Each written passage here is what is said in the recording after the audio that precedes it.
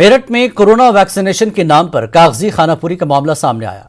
करतारपुर इलाके का कुंडा primary health centre पर कोरोना वैक्सीन लगवाने के लिए अनीता बंसल नाम की खातून ने पोर्टल रजिस्ट्रेशन कराया था। इसी वजह से अनीता वैक्सीनेशन के लिए नहीं पहुंच सकी, लेकिन दोपहर बाद अनीता के मोबाइल पर वैक्सीनेशन का सर्टिफिकेट आ गया।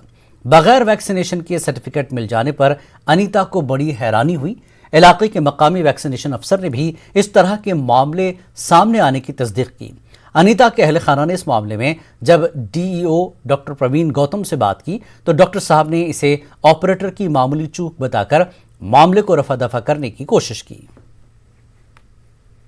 वैक्सीन लगवाने के लिए अप्लाई किया था मेरे बेटे ने, वो मेरे को लगी नहीं। वो मेरे बेटे के मोबाइल पर वो आ गया मैसेज। लेकिन आप वैक्सीन लगवाने नहीं गए? नहीं जी, कोई हमारे घर में मतलब जा नहीं पाई। डॉक्टर गौतम बोल रहा हूँ, डीआईओ मेरठ। जी सर। बोलो भैया, क्या हुआ? कुछ हो गया प्रॉब्लम? प्रॉब्लम ये है जी, वैक्सीन लगवाई नहीं, वैक्सीन का वो दिखा दिया है, सर्टिफिकेट इशू कर दिया है। कोई बात नहीं, कोई नहीं। इसमें ऐसा होता है कभी कभी जो हमारी इनम काम करती है ना, वहाँ जब भीड़ ज्यादा हो जाती है तो कभी बटन ही तो है, इधर से उधर बट दब गया। मैं बताऊंगा ना आपको, भीड़ ये कोई पहला केस नहीं है आज का। कोई बात नहीं होता। नहीं सर आप मेरी मानिए, मैं आपको बताता हूँ। मुझे ये पता लगा था कि इस तरीके की हरकतें कर रहे हैं, तभी मैंने ये अपनी मम्मी की रजिस्टर कराई है और मैंने विद एविडेंस कि हम आज घर पर हैं, मैंने इस चीज के लिए भी प्रूफ इकट्ठा किया हुआ है, क्योंकि ये इस तरीके की हरकतें कर रहे हैं।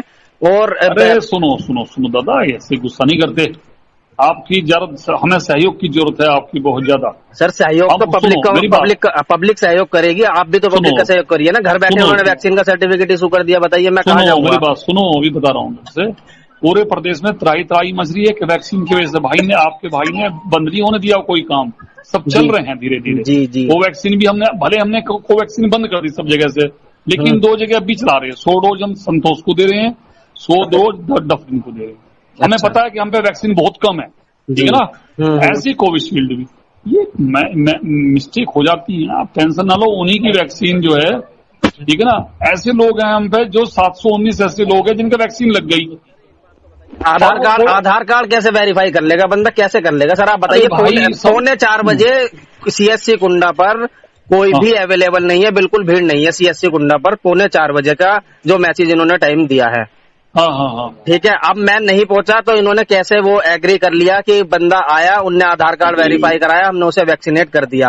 हाँ, वो होता है। उसमें क्या हो जाता है कभी कभी, ये जो पोर्टल पे बैठी सर आप देखिए, आप उस चीज का फेवर लेंगे, मैं कोई बात नहीं, मैं आपकी बात मान लूंगा। बट देखिए गलत चीजें हो रही हैं। देखिए उस चीज को आप एग्री। सुनो, बात तो सुनो मेरी। एक बार आप वहां जाकर के अपनी डोज कल ही लगवाएं। कल संडे है, कल को टीका का उत्सव है और हमने सेशन बना रखा है। वहां जाके कुंडा में जाके मेरी बात करवाएं सर। ठीक है सर, एक बात तो बताइए आप। मैं लगवा लूंगा, आपके कहने से लगवा लूंगा। मैं जानता था थोड़ी चीजें जो मैंने ये हाईलाइट करा ली हैं, ठीक है। मैं थोड़ा बहुत दादा सुनो तो सही सर आप मेरी बात। बाकी कुछ लोग ऐसे भी हमारे विलेज, हमारे गांव के कुछ लोग हैं, अनपढ़ लोग भी होते हैं जिन्हें नहीं पता, इलिटरेट लोग हैं। वो बताइए कहाँ जाएंगे? उनको वैक्सीन, उनका आधार कार्ड लिया, वेरीफाई करा, वैक्सीन चढ़ा दी, कोई वैक्सीन नहीं लगी, बताइए क्या होगा? आज के न्यूज़पेपर ने लिखा है कि एंटी रेबीज लगा दी गई है कुछ जगह। हाँ, लेकिन समझा करो, ऐसा होता है। ये तो सोचो कितनी वैक्सीन लगी आपके यहाँ पर? लगभग 1,99,000 लोगों को लग चुकी है। आज हम 2 लाख का आंकड़ा पार कर लेंगे। कुछ गलतियां हो जाती हैं, वे भी मैन मिस्टेक है, करते हैं। उनको समझाया जाएगा, ट्रेनिंग दी जाएगी। कल जब आप जाओगे मैं पूछूंगा कि आप जो इनको वैक्सीन लगी, आप दोबारा से वैक्सीन लगाओ इनको, और वैक्सीन जो आपकी चढ़ी हुई है। हमारी वैक्सीन तो हमें लगी नहीं ना, यही तो सबसे बड़ी दिक्कत है। तुम्हें वैक्सीन लगेगी भाई, तुम्हें वैक्सीन लगेगी। चलिए सर, ठीक है। देखिए और वैक्सीन लगने की नहीं, मैं उनसे पूछूंगा कि ऐसी गलती क्यों हुई, पहले तो ये बताओ सर। इस पैंडेमिक सिचुएशन में अगर इस तरीके की गलती है तो sir it's a big mistake है ना। तो ऐसा नहीं होना चाहिए ना कि आप बंदा, आप मान लीजिए, आप समझा करो। उस जगह पे बहुत भीड़ हो रही है, अपने कर्मचारियों से जो हम काम ले रहे हैं। देखो कल संडे है जी, संडे को भी काम, कोई 7 के 7 दिन, कोई तुम देखा आपने 7 के 7 दिन काम ले रहे कर्मचारियों से। अगर वो कहीं गलती कर रहे तो उन्हें बूस्टअप करेंगे, उन्हें समझाएंगे, प्रशिक्षण देंगे, उनकी सुनेंगे। एक बार उनकी सुन तो लें, बात क्या हुई। अच्छा, आप समझे, मैं मानता हूं कि गलती हो सकती है, चलो एक बार मान लिया कि गलती हुई है। अब वहीं पर हम उससे भी तो पूछे थे गलती क्यों हुई, क्या बात थी। मेरठ के लाला लाजपत राय मेडिकल कॉलेज में गैर कानूनी तरीके से चलाई जा रही प्राइवेट एम्बुलेंस के खिलाफ महकमे ट्रांसपोर्ट और जिला इंतजामिया की जानिब से एक चेकिंग मुहिम चलाई गई। इस मुहिम के तहत फर्जी दस्तावेज के सहारे चलाई जा रही करीब 14 निजी एम्बुलेंस को सीज करने के साथ उनके ड्राइवरों के खिलाफ भी कार्रवाई की गई है। वाज़ेह है कि मेडिकल कॉलेज में मरीज और उनके तीमारदार को डराकर उनके मरीजों को निजी अस्पताल में दाखिल कराने के साथ उनसे बड़ी रकम वसूल करने की शिकायत मिलने के बाद आज उन निजी एम्बुलेंस के खिलाफ मुहिम चलाई गई। महकमे ट्रांसपोर्ट की जानिब से पकड़ी गई ज्यादातर एम्बुलेंस में एलपीजी गैस किट लगे हुए हैं, जो कि पूरी तरह से गैर कानूनी है। ये जो कार्रवाई की गई है जिलाधिकारी महोदय के निर्देश पे की गई है और यहाँ की मेडिकल कॉलेज की शिकायतें थी कि यहाँ पे प्राइवेट एम्बुलेंस जमावड़ा लगा देती है, जाम लगाती हैं और अनऑथराइज तरीके से चल रही है, एलपीजी किट लगा के चल रही है। उसके लिए एडीएम सिटी, एसपी ट्रैफिक साहब, एसपी सिटी और सिटी मजिस्ट्रेट साहब सब लोग थे यहाँ पर। हम लोगों ने चेकिंग की है और जो अनऑथराइज पाई गई है उनको सीज किया गया। करीब 13-14 गाड़ियाँ ऐसी हैं, ऑलमोस्ट सारी गाड़ियों में जो नॉर्म्स, स्थापित नॉर्म्स हैं, उनका अनुपालन नहीं दिख रहा है, तो सीज भी होंगी गाड़ियाँ, फाइन्स भी होंगे इस पर। कोरोना वबा की इस मुश्किल घड़ी में बेंगलुरु की अंजुमन इमामिया ने इंसानियत की खूबसूरत मिसाल पेश की है। अंजुमन इमामिया ने कोरोना वैक्सीन को आवाम तक पहुंचाने का बीड़ा उठाया है। जी हां, बीबीएमपी यानी पुरोहित बेंगलुरु महानगर पालिका के इश्तराक से इमामिया मंजिल में कोविड वैक्सीनेशन सेंटर कायम किया गया। यहां हुकूमत की गाइडलाइंस के मुताबिक 45 साल से ज्यादा उम्र के अफराद को कोरोना का टीका लगवाया जा रहा है। बेंगलुरु की मारूफ समाजी शख्सियत आगा सुल्तान की सरपरस्ती में कायम कम्युनिटी कोविड टास्क फोर्स की टीम इस सेंटर में अपनी खिदमात अंजाम दे रही है। कोरोना वैक्सीन के मुताल्लिक पाए जाने वाले खदशात और गलत फहमियों को दूर करते हुए आवाम को कोरोना टीका लेने की तरगीब दी जा रही है। पहले तो हम लोग जो है ये खिदमत खल्क का जज्बा लेके आए हैं। तो पहले दिन ही हम जुम्मा में ऐलान कर चुके थे कि इस बीमारी का एहतियात करना जो है ज़रूरी है। जैसा कि आयतुल्लाह शिस्तानी साहब ने भी जो है ऐलान कर दिया आलमी तौर पर, मतलब वर्ल्ड वाइड के लिए, कि जो है जान का बचाना, सेहती के वास्ते काम करना वाजिब है। सो अंजुमन इमामिया का पहला इंस्टीट्यूट है जो नॉन गवर्नमेंट ऑर्गेनाइजेशन है।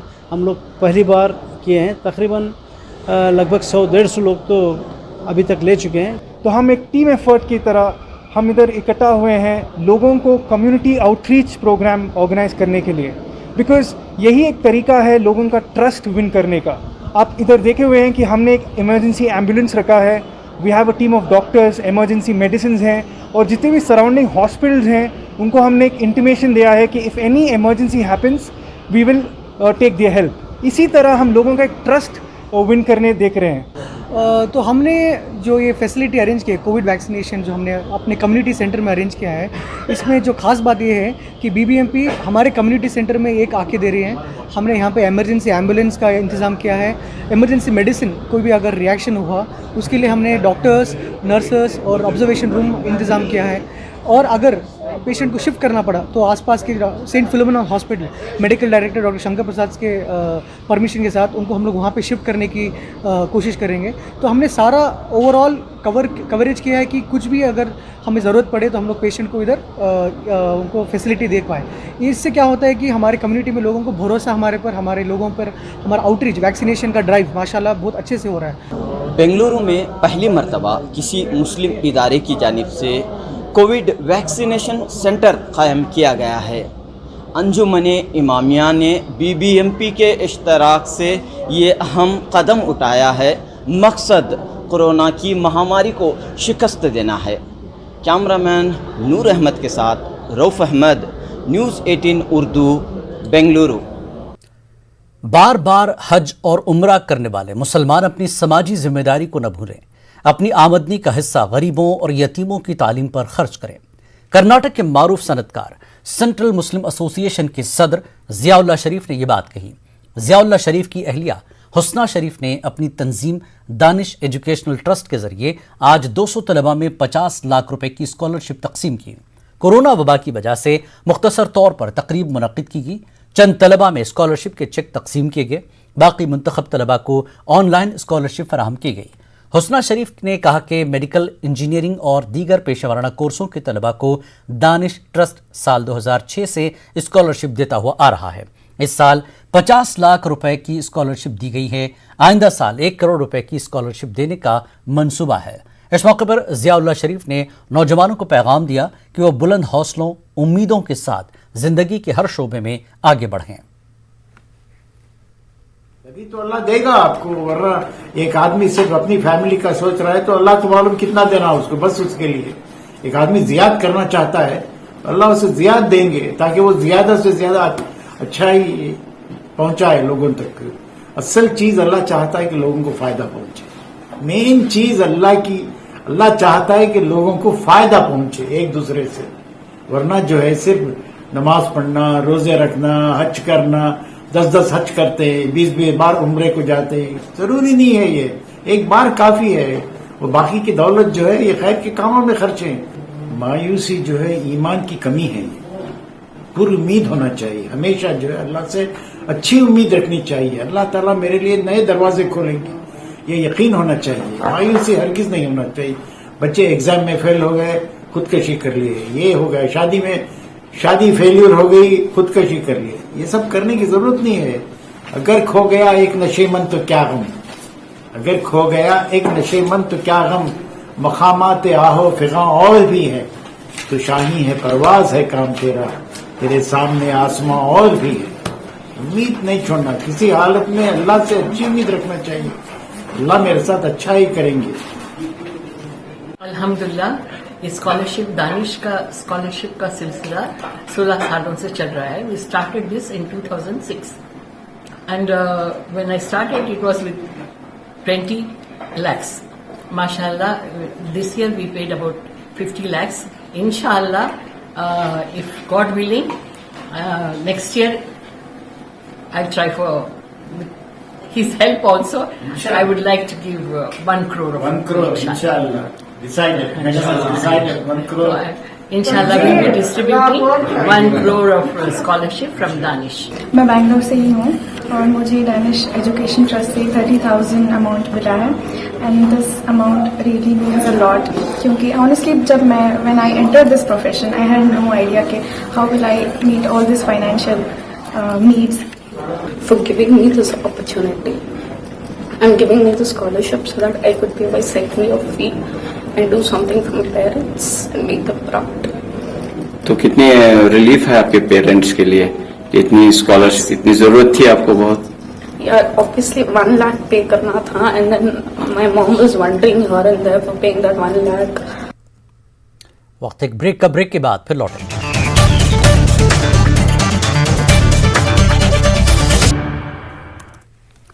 आज से पूरे मुल्क में वैक्सीनेशन फेस्टिवल मनाने का ऐलान किया गया, जिसके लिए यूपी के तमाम शहरों के अहदेदारों ने तैयारियां की हैं। कानपुर के तमाम मराकज़ में मुकम्मल वैक्सीनेशन की तैयारी की गई है। वैक्सीनेशन फेस्टिवल 11 अप्रैल से 14 अप्रैल तक जारी रहेगा। कानपुर के एक वैक्सीनेशन सेंटर से सूरत-ए-हाल का जायजा लिया हमारे नुमाइंदे संदीप सविता ने। सरकार ने आज से देश में टीका उत्सव मनाने का ऐलान किया था। 11 अप्रैल से 14 अप्रैल तक टीका उत्सव मनाया जाएगा, जिसके तहत हर सेंटर पर वैक्सीनेशन होगा और बड़ी तादाद में वैक्सीनेशन होगा। कानपुर में भी इसकी शुरुआत हुई है। देख सकते हैं किस तरह से यहाँ पर वैक्सीनेशन सेंटर पर लोग मौजूद हैं, अपना रजिस्ट्रेशन करा रहे हैं और जिस तरह से रजिस्ट्रेशन करा रहे हैं लगातार यहाँ पर वैक्सीनेशन भी हो रहा है। आइए आपको अंदर के कुछ दृश्य दिखाने की कोशिश करते हैं कि किस तरह से यहाँ पर वैक्सीनेशन सेंटर में इंतजामात किए गए हैं। जिस तरह से हम आगे बढ़े, रजिस्ट्रेशन कराने के बाद यहाँ पर लोग पहुँच रहे हैं और जिस तरह से पहुँचने के बाद उनका जब नंबर आ रहा है वैक्सीनेशन का, उन्हें वैक्सीन दी जा रही है। उस वैक्सीन देने के बाद यहाँ पर ऑब्जर्वेशन एरिया है, यहाँ पर उनको आधे घंटे का समय व्यतीत करना है ताकि उनकी देखरेख की जा सके वैक्सीनेशन के बाद, और अगली डोज उन्हें नियमानुसार दिन बीतने के बाद दिए जाएंगे। लेकिन जिस तरह से वैक्सीनेशन और ये टीका उत्सव मनाया जा रहा है, उसके पीछे एक बात ये भी है कि पिछले 2 दिनों में जिस तरह से खबरें आई कि कानपुर में वैक्सीन की कमी हो गई थी, उसको आज देखते हुए हर सेंटर पर यहाँ पर वैक्सीन मौजूद है। कानपुर से संदीप सविता, न्यूज़ 18 उर्दू। सियासी व समाजी रहनुमा सिराज मेहदी ने लोगों से अपील की है कि वो कोरोना जैसे मौलिक मर्ज को हल्के में न लें और कोरोना वैक्सीनेशन में लापरवाही न बरतें। कोविड के उसूल और ज़ाब्तों को अपनाकर वबा को ख़त्म करने में मदद करें। देश के हालात कोरोना को लेकर के बहुत ख़राब हो रहे हैं। ये दूसरी बार जो आया है कोरोना, ये बहुत ख़तरनाक साबित हो रहा है। प्रदेश सरकार, केंद्र सरकार कुछ समझ नहीं आ रही क्या कर रही है। कहीं कोरोना कमी, कहीं वैक्सीन कमी होती है, मरीज अस्पताल में भर्ती हैं, उनको दवा नहीं मिल पा रही है। ऐसे हालात में हर आदमी चाहिए वैक्सीन लगवा ले।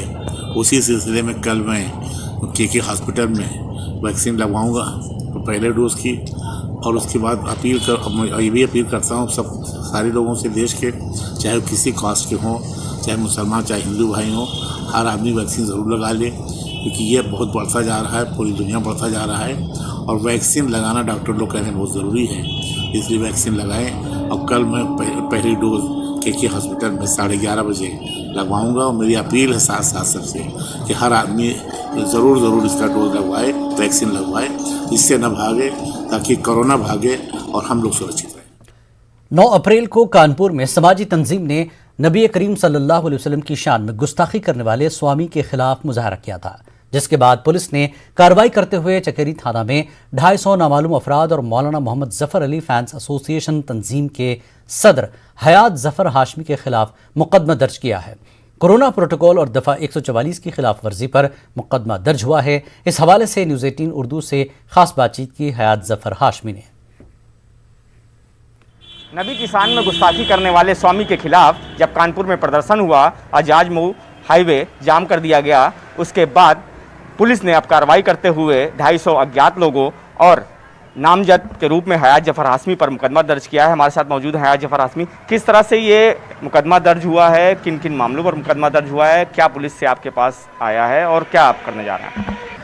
पैगम्बर इस्लाम हुज़ूर अकरम सल्लल्लाहु अलैहि वसल्लम की शान में गुस्ताखी करते हुए तमाम नाजेबा जुमलों की अदायगी नरसिंहानंद सरस्वती द्वारा की गई थी, जिसके खिलाफ हमने पुरअमन तरीके से एहतजाजों का सिलसिला पूरे हिंदुस्तान ही नहीं पूरी दुनिया में जारी हुआ, जिसके तहत हम मुसलसल मांग कर रहे हैं कि नरसिंहानंद सरस्वती की गिरफ्तारी हो। मगर अफसोस की बात है, जहां एक तरफ प्रशासन नरसिंहानंद को आज़ाद खुले सांड की तरह छोड़े हुए है, वहीं दूसरी तरफ जब हम अपने आका की शान में गुस्ताखी का विरोध करते हैं तो हमारे ऊपर महामारी अधिनियम कोविड-19 के तहत और 144 का उल्लंघन 188 के तहत मुकदमा दर्ज कर लिया जाता है। अफसोस होता है उस वक्त कि कैसा दोहरा कानून है, कैसी दो नजरों से देखने वाला कानून है, जहां पर एक आरोपी जिसके वजह से फसाद हो रहा है, जिसके वजह से बलवा देश का अमन खतरे में आ गया, उसको अभी तक गिरफ्तार नहीं किया जा रहा। मगर जो इंसाफ की लड़ाई की आवाज़ कर रहे हैं, जो अपने पैगंबर अपनी भावनाओं को लेकर सड़कों पर आ रहे हैं, उनके खिलाफ फौरी तौर पर मुकदमा दर्ज कर लिया जाता है। आपको शिनाख्त करने के लिए मुखबिरों की ज़रूरत नहीं है, आपको शिनाख्त करने के लिए कि फुटेज निकालने की ज़रूरत नहीं है। हम स्वयं 2500 की संख्या में आके आपके समक्ष गिरफ्तारी देंगे। तो जिस तरह से देखा कि हयात जफर हाशमी का साफ तौर से कहना है कि वो थाना चकेरी पहुंचकर खुद गिरफ्तारी देंगे, जिसमें हजारों लोग साथ होंगे। कानपुर से संदीप सविता, न्यूज़ 18 उर्दू। गाजियाबाद पुलिस और महकमे आबकारी ने पंचायत चुनाव के लिए लाई जा रही शराब को डासना चेकपोस्ट चेकिंग के दौरान जब्त कर लिया।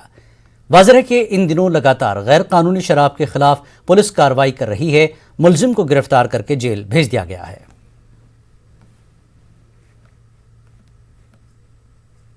उत्तर प्रदेश के आदेशानुसार जिलाधिकारी गाजियाबाद एवं एसएसपी गाजियाबाद के निर्देश में त्रिस्तरीय पंचायत चुनाव के दृष्टिगत अवैध शराब की बिक्री एवं परिवहन पर रोकथाम हेतु बनाए गए डासना चेकपोस्ट पर आज दोपहर एक pickup Ashoka Leyland number DL1LB 5536 बरामद की गई।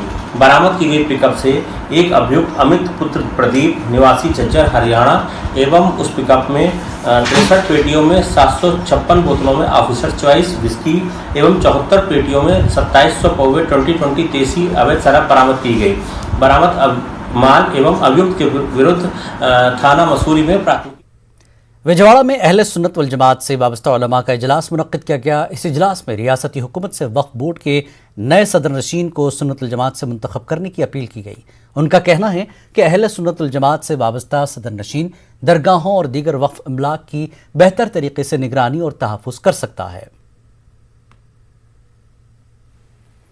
सुन्नी की जितनी भी जायदाद है वक़ाफ़ी, वो तमाम के तमाम अहले सुन्नत व जमाती हवाले होना। लिहाजा यहाँ पर हम तमाम उलमा अहले सुन्नत और यहाँ के तमाम हजरात जो है जमा हुए हैं, ताकि किसी भी तरह से किसी भी गैर जमात वाले गैर सुन्नी को वक्फ बोर्ड का ना चेयरमैन बनाया जाए, ना उसका जो है डायरेक्टर बनाया जाए। ये हुकूमत से रिक्वेस्ट करता हूँ, गुजारिश करता हूँ कि वक्फ बोर्ड के चेयरमैन या वक्फ बोर्ड के जो भी मनसब हो वो अहले सुन्नत वल जमात को दिया जाए, उसके अलावा किसी और को नहीं। चूँकि दरगाहों को मानने वाले, दरगाहों पे जाने वाले, दरगाहों की अकीदतों को अपने दिल में बसाने वाले जो हैं, वही इस आराजी को सही तरीके से कंट्रोल में रख सकते हैं। आंध्र प्रदेश बीजेपी माइनॉरिटी मोर्चा के सेक्रेटरी सैयद बाशा ने रियासती हुकूमत से मौजूदा वक्फ बोर्ड को तहलील करने की मांग की। उन्होंने कहा कि वक्फ बोर्ड में बदउनवानियां उरूज पर हैं। उन्होंने एपी के वज़ीर आला वाईएस जगनमोहन रेड्डी से बदउनवानियों पर काबू पाने के लिए नए वक्फ बोर्ड को तश्कील देने का मुतालबा किया।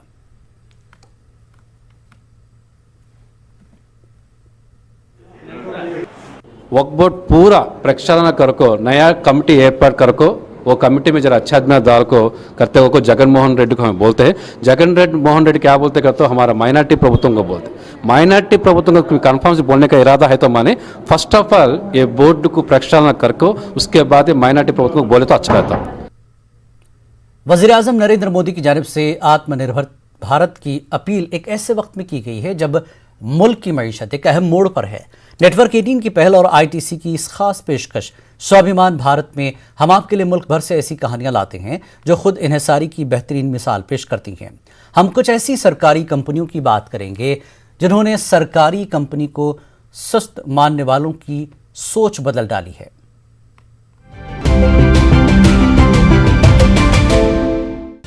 अठारह में एक मामूली शुरुआत के साथ भारतीय रेलवे आज देश के सामाजिक आर्थिक विकास के लिए बेहद अहम साबित हुआ है। आज यह दुनिया का सबसे बड़ा और सबसे व्यस्त रेल नेटवर्क बन गया है, जो हर साल 6 अरब से अधिक यात्रियों और लगभग 75 करोड़ टन माल का परिवहन करता है। In this journey, the focus has been on technology, focus is on deliverance, focus is on commitment, focus is on excellence. And under the visionary leadership of our Honorable Prime Minister and dynamic Honorable Railway Minister, the railways have set out on a path of improvement. भारतीय railway ने महामारी के दौरान एक महत्वपूर्ण भूमिका निभाई है। We continue to move our important commodities and goods via our freight traffic. Our dedicated staff of about 11 lakh employees work day and night to ensure that the food grains, the medicines, the other commodities reach our people across the states. भारतीय railway का लक्ष्य 2030 तक net zero carbon emissions railway का निर्माण करना है और इसी के साथ ये स्वाभिमान भारत के लिए एक सच्ची प्रेरणा का स्रोत है।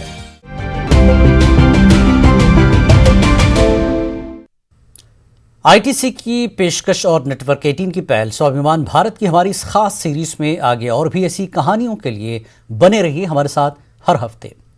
खास बात इंडिया में फिलहाल इतना ही। आदाब।